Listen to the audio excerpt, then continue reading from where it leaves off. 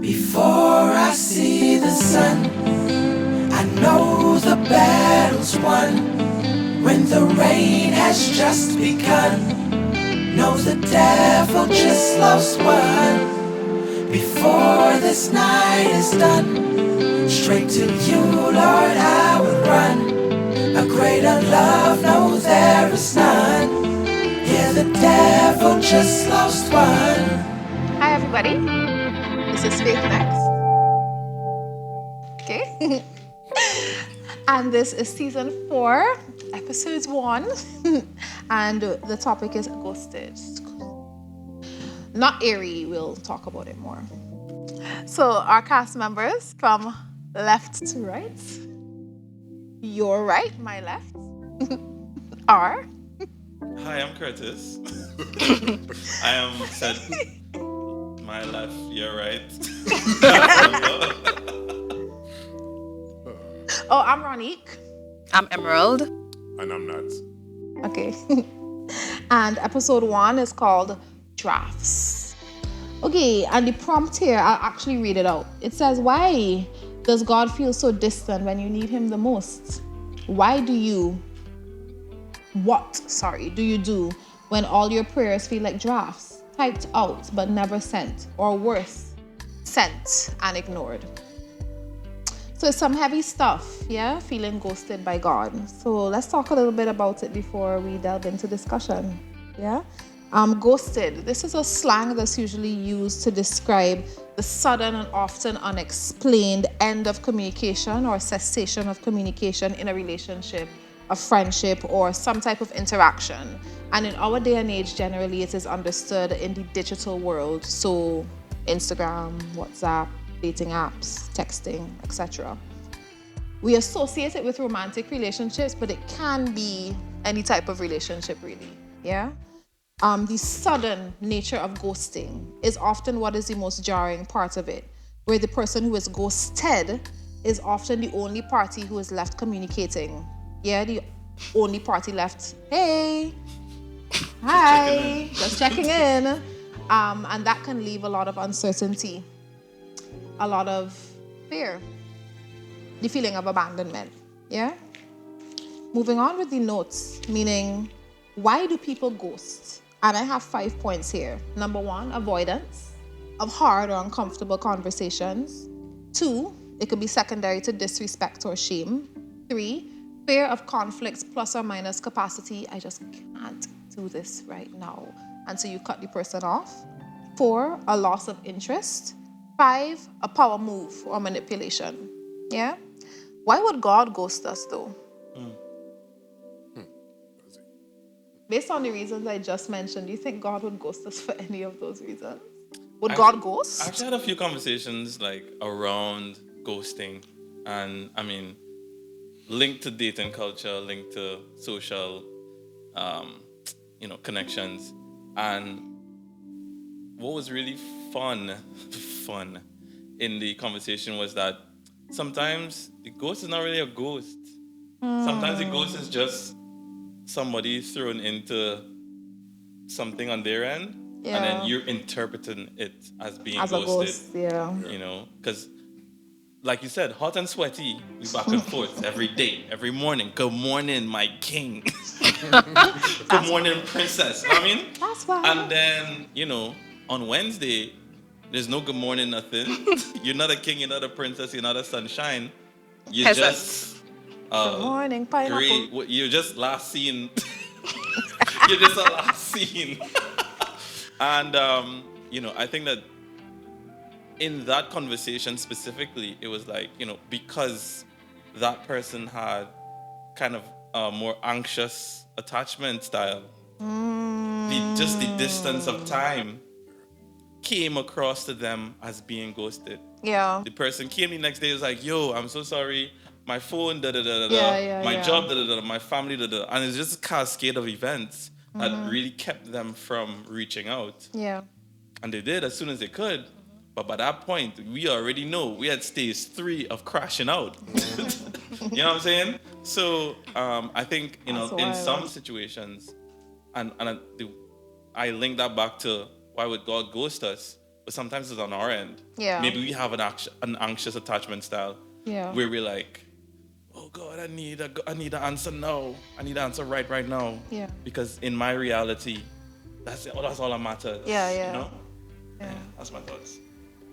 Yeah, I think it's really just the distance in between the request and the answer.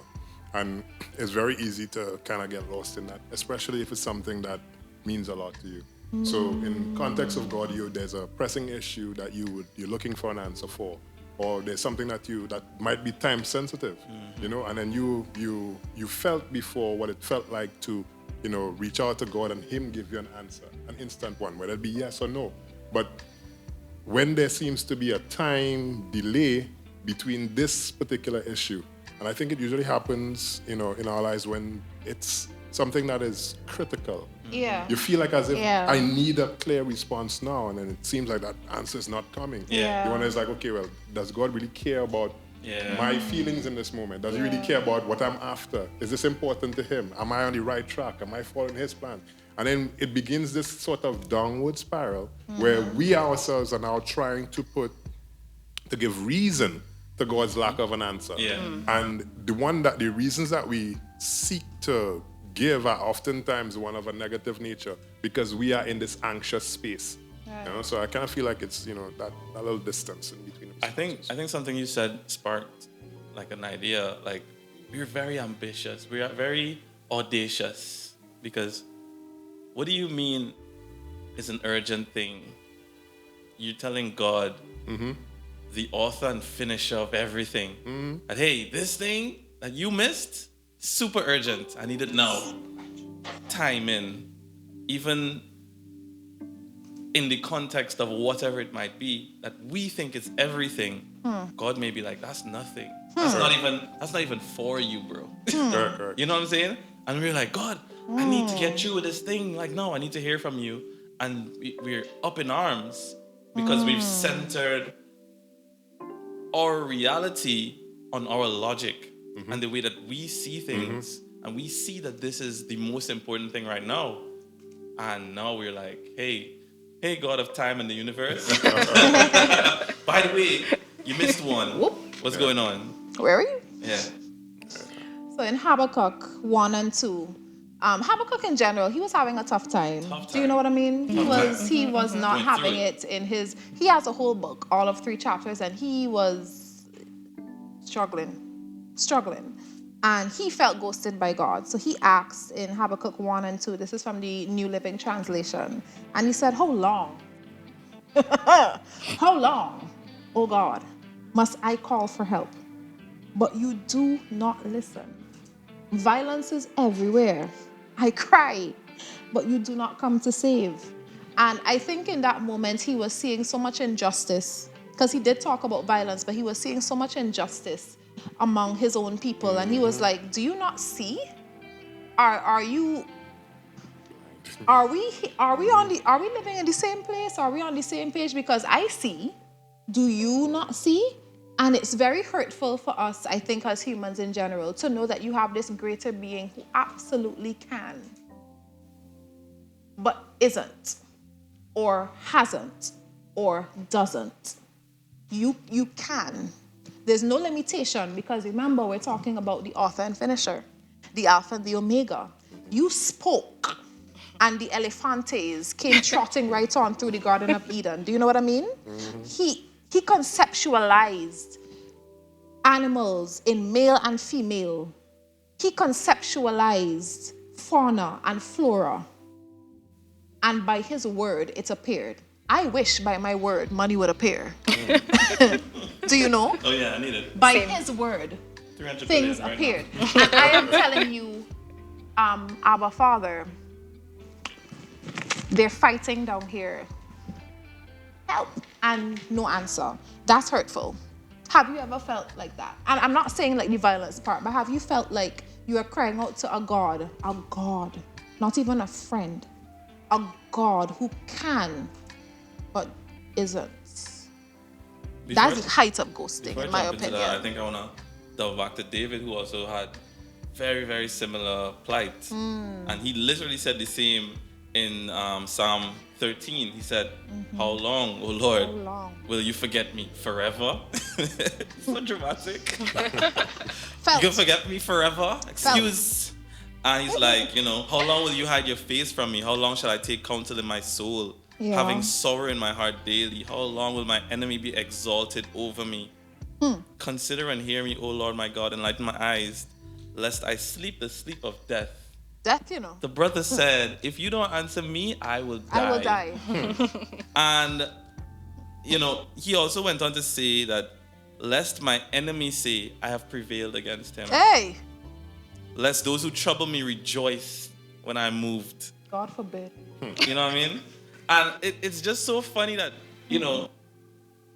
we, like you said, just kind of take this anxious approach to God when we see things that we think should be going one way, and we're just like, okay, what's going on?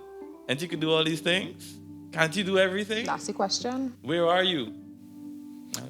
I think, when you the time frame is really what the issue is. Because even in a little bit of research, realize that even Habakkuk's plight, we read it and it's kind of just captured in 2 verses, but there's suggestion that it happened over a long expanse of time. So it's not just 1 year, it's not just 2 years, it's possibly even 2 decades.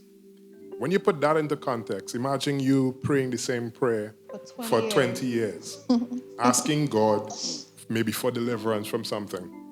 You can imagine somebody praying 20 years for a husband or a wife.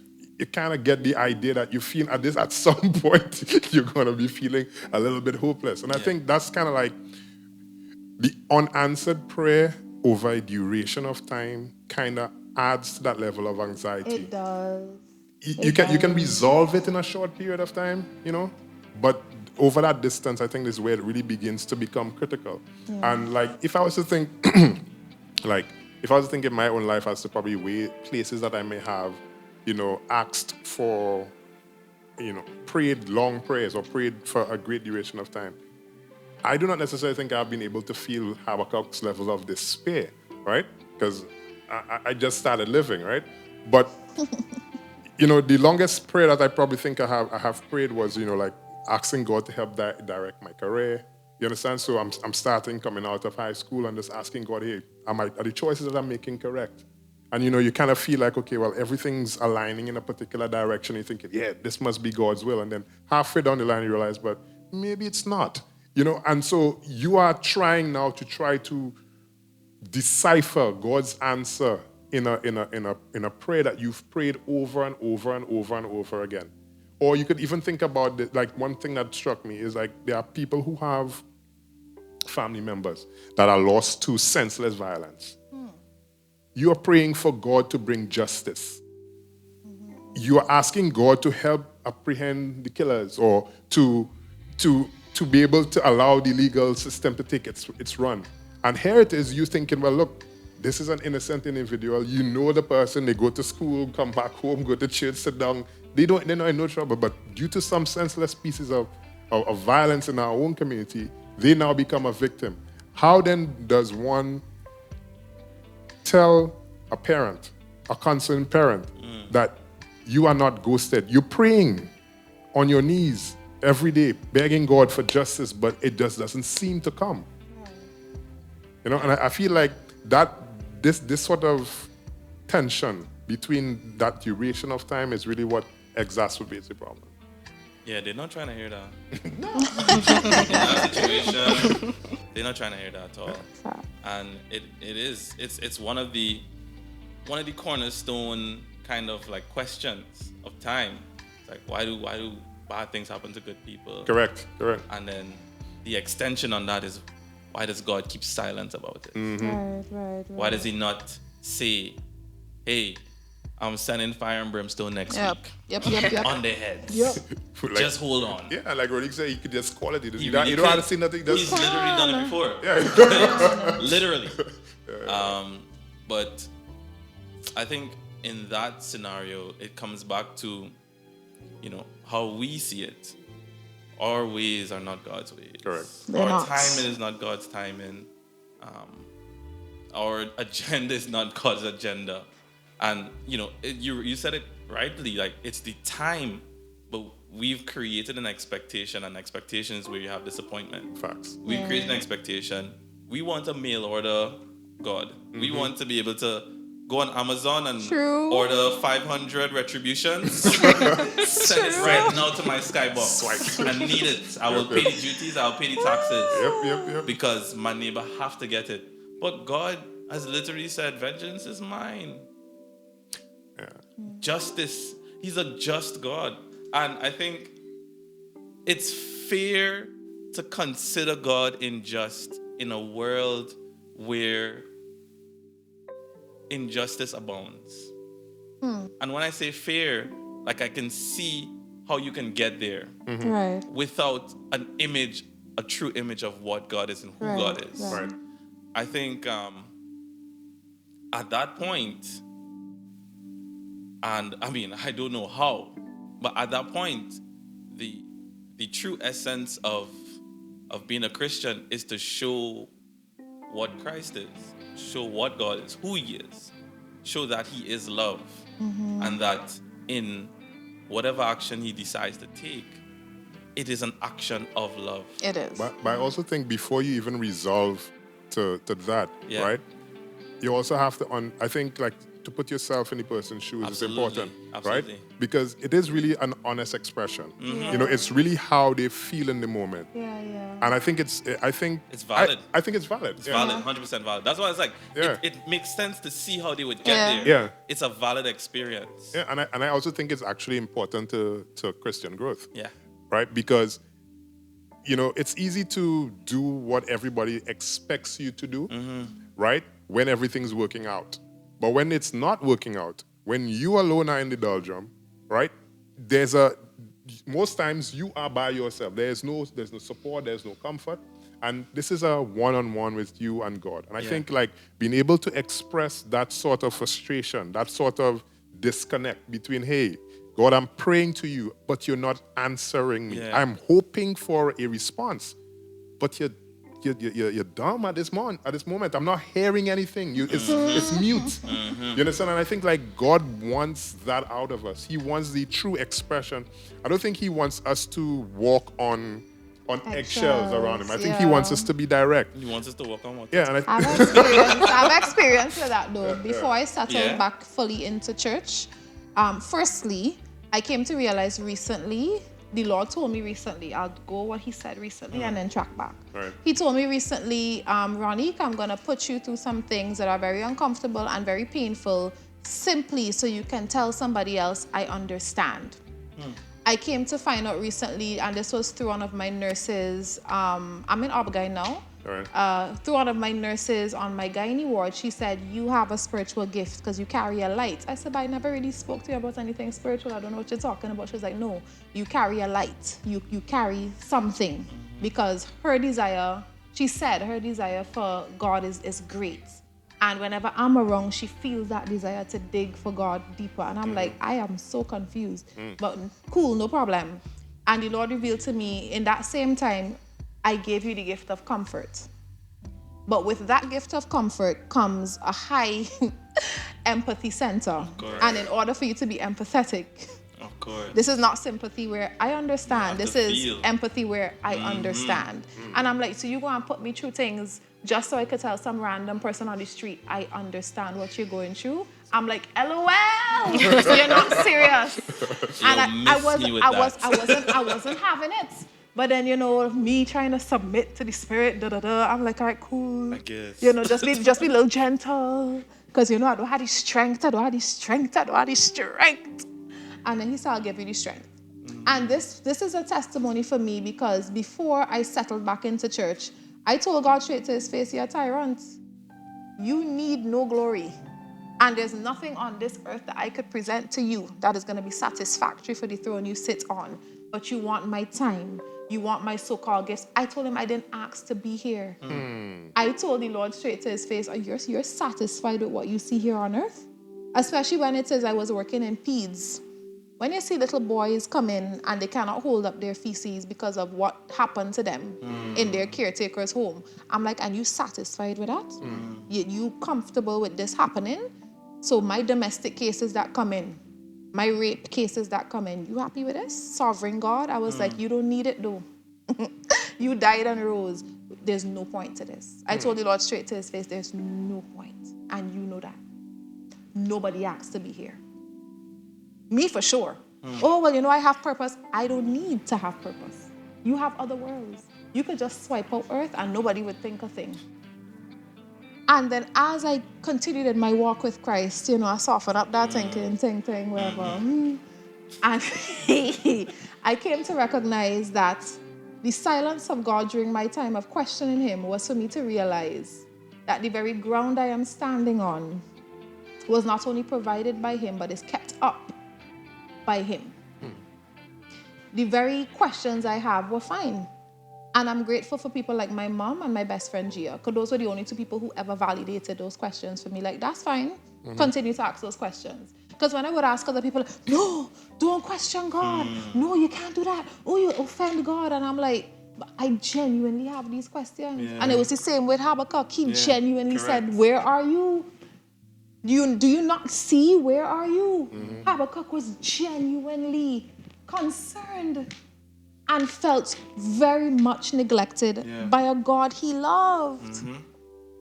By a God he loved. And his lament in that time, similar, I guess, to my lament, it was honest. And I think that God wants us to be honest, especially when we feel ghosted. Yeah.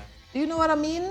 It might not work with humans, like messaging your ex and be like, I feel abandoned by you. Your ex may continue to everyone out there, do not message said ex. This may not be of benefit to you. Pray and ask the Lord for that guidance. Pray asking for closure. But for God, most definitely you can message him and say, I feel neglected by you. That's an honest approach. And I think that God respects the heart that genuinely wants to know him. Yeah. Yeah. You know? Yeah. I think like I was gonna say something. No, you can go ahead. Yeah, so I think like even like your perspective of being able to be that brash and honest with God is important because it kind of allows us to step into the element of vulnerability-based trust, right?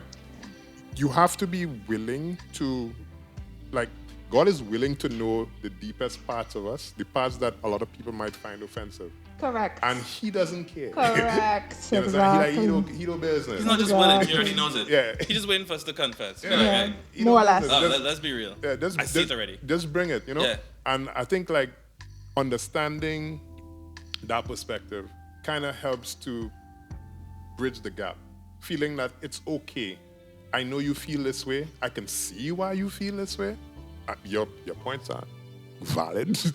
You understand? Like it looking bad. Yeah, You know? it's hot right now. it looking Yeah. bad. Yeah. And I could get why you do that. Yeah. You know, the only silver lining is that as we journey through it, we would realize that there's more to it than just than just a question. But I think God literally wants us to be at that point where we feel open enough Yep. to To be say these vulnerable with things. Him, Yeah. and knowing that He does not judge us for it. Yeah. I think, like, especially coming from my background, I don't know if the same applies to you. You kind of always felt like you were under the scrutiny A microscope. of individuals. Oh, yeah. And sometimes it doesn't feel like as if it's fair. It's not fair to you. But to know that there is a God who knows the deepest parts of you, who knows what you struggle with, who knows your own insecurities, whatever those things are, and is okay with it. Yeah.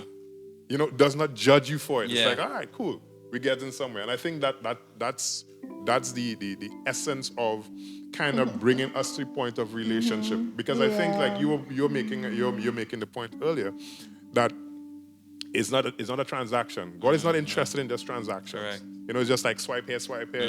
I want that. No, God is interested in relationship, and for a relationship to occur, it has to be built on trust. And an important component of trust is being able to be vulnerable. Yes, Yeah. absolutely. There's no trust without vulnerability. Exactly. If I don't know you, how can I trust you? What am I trusting? Exactly. What am I trusting? And if you're not going to open up to me, even if I know, it's probably worse if I know. That's true. Because you imagine you come into That's your true. friend and they're like, yo, how is this thing? But they already get the scoop. They already get the scoop. And they just send it's like, so how's the thing? What And you're thing? like, oh, What thing? I didn't go. I don't know what you're talking about. I couldn't This say. time she got the full report. She got the videos. Yeah. There was 15 attachments in our message. Yikes. There was like, oh, she went. She had a time, and your friend sends her, oh, Not being tagged on Instagram. so you don't trust me. So in saying that, like, you don't trust me Oh, that's deep, bro. with your pain, Yeah, with that's deep. your dark times. You know what I mean? Love it. Yeah. It's not even that I can't trust you. You don't trust me, and it's like, what do we have? That's not a relationship. What do we have if we don't have trust? That's not relationship. We have your son. Emerald, you were gonna say something? I was gonna say that on the whole trust vibe and stuff with God, my issue, right? Yeah. I know you spoke about timing, Yeah. but my issue is, omnipresent, omniscient, soon coming King, Alpha, Omega, Lord of everything, Lord, Yeah. you're holy, Hallelujah. right? Love the And song. I mean, in my mind, as a leader and a man, because God is a man, Yeah. right? Yeah. He can't be a woman. God is personal. Hey yo. Hey yo. Screaming. And to me, that represents, especially, he's not human. He's Sovereign. sovereign, right? Superhuman. Divine. Divine. Yeah. And to me, that represents capability, leadership. The ability to just move. As you Yeah. said, just call the tigers into existence, and then He did. you had the ability to. Before you created the world, this world, to identify that we would go astray. Yeah. In my mind, right, You. at work, Yeah. once I am privy to something that could go awry, and I do not raise it, I am held That's on you. accountable. Yeah, yeah, yeah. That's on me, right? As a mere mortal, I know said. I don't know a lot of things. I know nothing, We right? getting spicier, yeah. We're getting spicy, Well right? said. But you saw it. Flaming hot Cheetos. Yeah. sorry. Go. You saw it. You could have prevented it, and yet you said, let's allow this to happen. And I know there are the arguments, the great controversy, and people have said, he couldn't just wipe out the devil and the angels because then it would have been a stain on his character. But who would have known? No one would have known. I mean, He could have made everybody forget. Who would who would have known? I Yeah. command you to forget. No, you'll be Nobody there. said no. Exactly. They never know. And so, because of that, I struggle to trust him. Because to me, That's fair. you failed as a leader, not just as a leader, but as a God. Because it's okay if another human does it. I have no expectations of humans, right? Yes. But you're God. And then you're coming to me and you're asking me, be vulnerable with me. Tell me what's happening with you. But you already know, and you can already fix it. So I'm a joke. I just come into you, just beat my mouth. Touch the soft spot. I don't know how I feel about that. I don't know how I feel either. You touched the soft spot. Yeah. I was trying to be so strong for this podcast. Like God can do it, but that hit. No, but That hit me. That hit my. Yep. Yeah, that's real. no, That's what that is. Thank you for that contribution, Boo. I think that's Love something to dig though. Like Emerald was I mean, winding up for the whole time. She was just here. She was like, y'all talking? I'll hit you for 6. Just wait. yeah, no, I mean that's legit, right? Because to find a way to reconcile That's yikes. like God's sovereignty and, omniscience and omnipotence, as you put it, and allow evil to reign or to run rampant, because it's not reigning, because there's a slight distinction between the two. Yeah. But to run rampant, right? And then on the flip side, kind of provide a rationale for it I think it's a difficult thing to do, right? It is. Of course. In my experience, I mean, and I'm going out on a limb here because I'm not too sure, like what that would mean for you. But in my experience, I think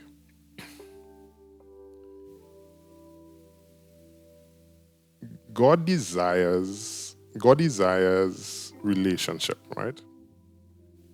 And for that to occur, right, it must also be authentic, Okay. right?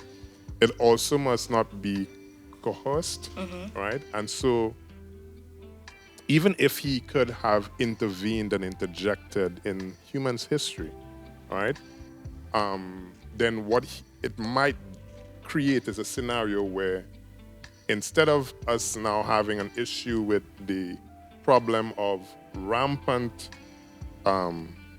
sin and rampant violence and injustices and all of that sort, we may have a problem with his control, right? So it's like, if you do, Damn. and Sorry. then if you don't, right?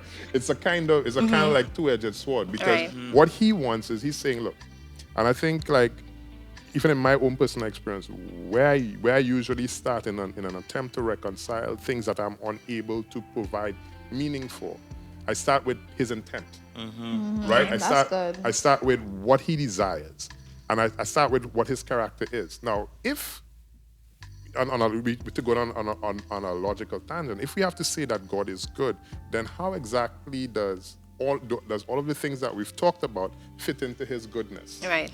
Right. You know, like, it feels hard to explain, because to the rational mind it seems counterintuitive. But the flip side is also true. If he was to simply intervene, then at some point in time, another individual is going to feel wronged and just as hurt. So it's like, in the way in which I see it as if he reconciles it over time, and which is probably the reason why sin and the nature of the world has to take so much time. So he creates an avenue where everybody, be it both the people who are good and not good, has an opportunity to get to kind of help to bring those things together. Right. Because if it is as long as it is just intervention, he would be seen as a control freak. He Right. would be seen as not allowing you to be yourself, or whatever the case is.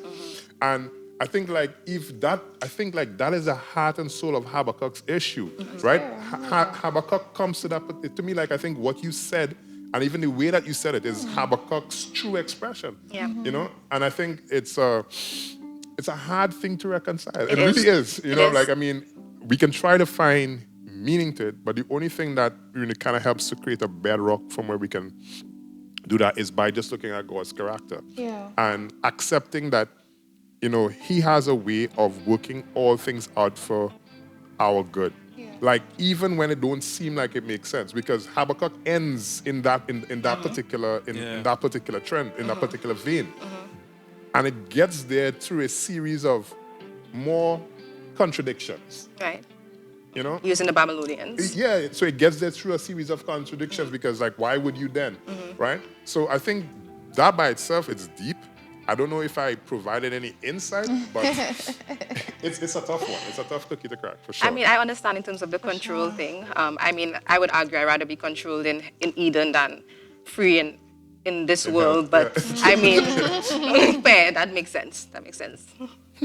As we look to close off, I do understand everything everyone is saying. And the reconciliation, clearly we're not going to reconcile in drafts. Do you know what I mean? This is a 4-part series, guys. Okay, so the next episode will help, yeah? So if you wanted answers, baby, continue looking. Continue watching, they're coming. But to close off, we see a shift in chapter 2 of Habakkuk. He says in chapter 2, 1-3, I will climb up to my watchtower and stand at my guard post. There I will wait to see what the Lord says and how he will answer my complaints. Then the Lord said to me, guys, he responds. Absolutely, he responds. And he says, write my answer plainly on tablets so that a runner can carry the correct message to others. This vision is for a future time.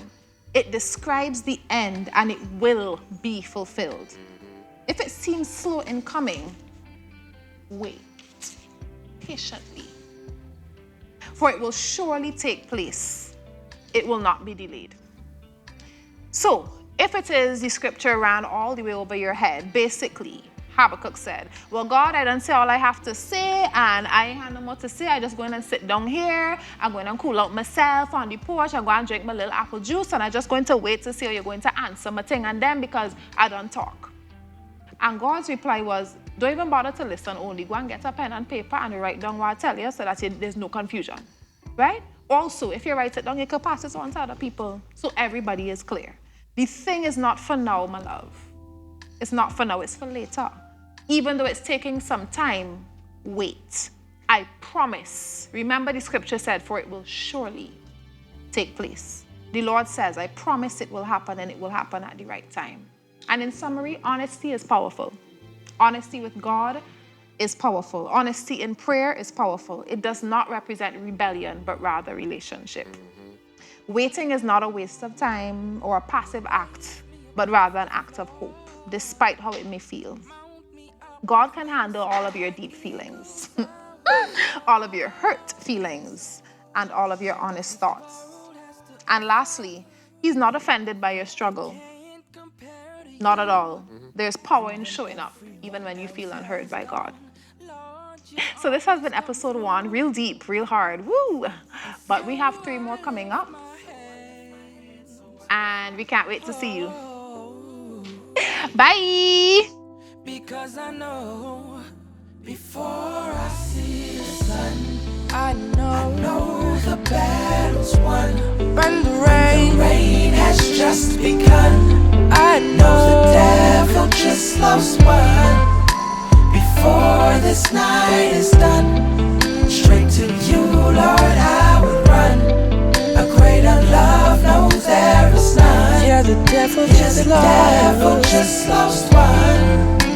Before I see the sun, I know the battle's won.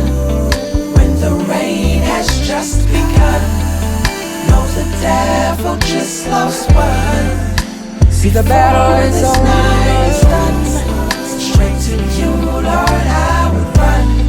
A greater love, no, there is none. Yeah, the devil just lost one. The devil just lost. No more tears, no more tears, no more tears. I will trust in you, Lord. So the devil just lost one.